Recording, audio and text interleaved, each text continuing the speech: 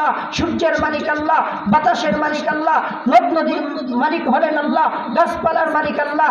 আমরা প্রত্যেকটা কদমেই ফেলি আল্লাহর মালিকানায়। আল্লাহর মালিকানা ছাড়া আমাদের এক মুহূর্ত বেঁচে থাকার কোনো অধিকার নাই। নিজের বলতে আমাদের কিচ্ছু নাই, সব কিছু হলো আল্লাহর, সব কিছু মালিক হলেন আল্লাহ। সুতরাং আল্লাহর মালিকানায়, আল্লাহর মালিকানায়, আল্লাহর সৃষ্টিতে একমাত্র আল্লাহরই হুকুমত চলবে। আপনি আমার নাক গলাবার অধিকার নাই।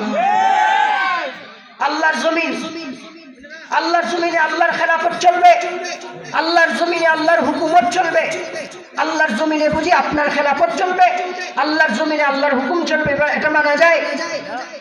উদাহরণ দিয়া বুঝাই, গোলামের মধ্যে মালিকের হুকুম চলে।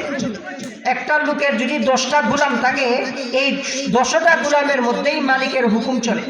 মালিক যেটা বলবে গোলামরা সেটাই মানতে হয়। যেই সমস্ত গোলামেরা ঐক্যবদ্ধভাবে মালিকের হুকুম মানে, এরা ওই প্রকৃত গোলাম। কিন্তু গোলামেরা যদি পরস্পর মিলে একটা সিদ্ধান্ত গ্রহণ করে যে আমরা আর মালিকের কথা শুনবো না, আমাদের মধ্যেই